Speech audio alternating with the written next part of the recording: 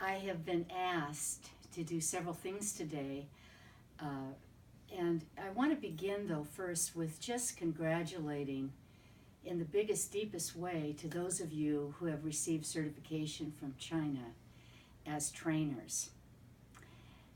That's a big thing, and you have just begun a journey, and so I've been asked to give you advice on training and on the life of a trainer. And regrettably, I can't really do that because I haven't met you. So I've thought a lot about this. And I think the best way is to just share with you my own journey and also supervising and training other people. So let's start at that beginning. I began my own career as a trainer at 29 years old. Consequently, I knew nothing and thought I knew everything. So to me, being a trainer meant having the answers and doing the exercises and having it together. Of course, I was faking it. I'm just saying. What I've learned in almost 50 years is that it is easy to learn the exercises, and that actually anybody could lead the exercises of a training, whether it's a beginning training, an advanced training, or a leadership training. So we can approach the training as a technician. But there's really an art and a science to it. And I looking back on it in the 1970s in America, there seemed to me a lot of benefits to many of those of us who were in trainings. You could have a fancy car and you could have fancy clothes and lead the show, so to speak. But that has nothing to do with training. I think being involved in training it's a profession, but as much as a profession, it's really a calling. It's a vocation. So there's certain professional requirements, but there are really vocational requirements. And the ones who have lasted the longest time and done the best job, you might say, in terms of numbers and building trainings, really look at it as a calling. And the ones who haven't made it, who their cities failed or they didn't last a long time, they looked at it more in terms of what they could gain instead of how it could contribute to community. So how do we do that? How do we go about doing that? I think it's a matter of how do we see life. So we made a lot of mistakes in the beginning. We were just starting out.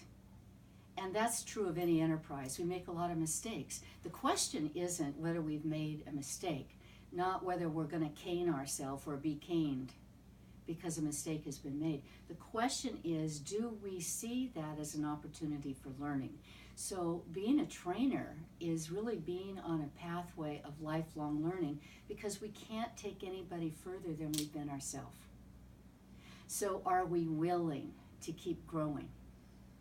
Now, why is that really necessary? I was looking at my plant this morning, and I think nature is such a wonderful master teacher. You probably can't see it from there. You can maybe see these beautiful little red blossoms, but there are also some dead blossoms. And those dead blossoms, if we want the thing to grow, is we have to pick them back. We have to prune. Years ago, I was in Arizona, which is a desert area of the United States, and it was well over 100 degrees, and there was a wonderful little Hispanic man up in a tree, and he was beautifully, delicately pruning. And I was only in my 40s or so at that time, so I knew nothing about gardening, and I said to him, "What's the secret of pruning and making such beautiful trees?" And he said, "Well, I don't make the tree," and he pointed above. He said, "But what I look for as a little gardener is I look for where the branches are dead on the tree. And those are the ones that I remove." I said, "Well, why do you do that?" He said, "Because it draws life energy away from the tree." and my job is to preserve the tree. That really struck with me. That's our job as trainers. Anytime we're involved in the helping professions for other people, it's to take away, whether it's a surgeon or whether it's a facilitator or a psychiatrist, it's to notice deeply where there's deadness in our being and to do whatever we can to prune it away. So there's always deadness. And that's why in our perspective, starting the trainings, it was a lifelong journey of continuing education for transformation. That we couldn't just know the training and that was it. Again, because we can't take anybody further than where we are. So being involved in trainings is really acknowledging that human growth is the same as any growth in creation. That there's always deadening or rigidity, old beliefs that don't work for us, that have to be faced and encountered and forgiven and let go. Then we have a clearer path. And that's especially important in these days because we live in uncertain times. All of us, no matter where we are in the world, we're stepping into a new frontier on very shaky ground. So what gives us steadiness in the face of the turbulence that goes on, whether it be in a training company or it be in a nation or it be in the planet? What gives us that steadiness is going within. Seeking that kind of guidance that comes from within. And to me, that is the whole point of the trainings. It's not being run by being a puppet to other people's opinions anymore. It's finding the empowerment to tap our own wisdom and let that be the source of our contribution to make this a better world. I have a grandchild, and probably most of you are the age of my daughter or much younger. But at my age, we look a lot at our grandchildren and what's going to make this a better world.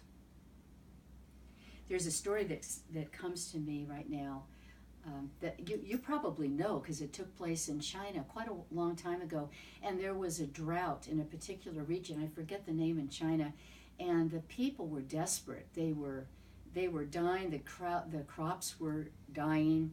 And nobody seemed to know how to get the rain to fall again in these dry, horrible conditions. Kind of like the thirst that's in the soul of those that come to a training, where there is deep, deep longing for a better, more vital, more vibrant, more alive, joyful life. So back in the land, in this area in China, they called on people who said that they knew how to make the rain fall again, how to make conditions better. So the Catholics came and they did their chants and they had their beads, and that didn't work. And the Protestants came and they sang their songs, and yet no rain. And the Buddhists came with their forms of incense, but that didn't work. So finally, out of desperation, they called upon a village some distance away, and they called for the rainmaker. So the rainmaker, through quite a journey, came to this little village, and they said, "We are so desperate. We are in a drought. We can't drink. We can't eat. The crops are dead. The animals are dying. What can we do? You've got to bring rain." And so the rainmaker thought, and he said, "Please take me to a little lodging where I will dwell with just simple food." And so they did. They took him to this little hut, and he went inside, and the first day went by, no rain. The second day went by, still no rain. The third day went by, no rain.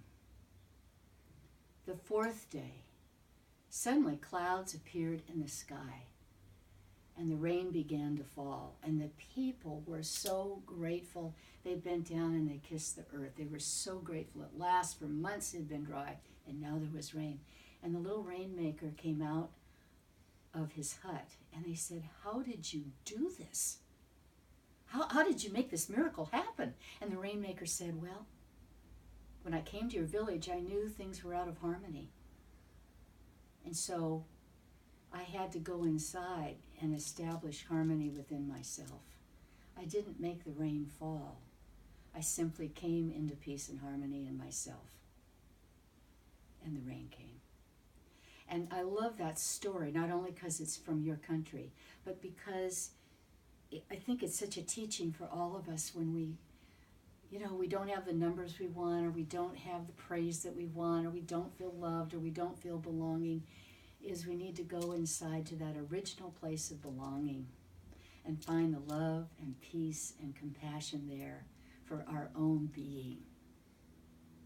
And all will be well. And that is a lifelong practice. So my friends, I don't know why this is, but when I go to different countries, songs come to me.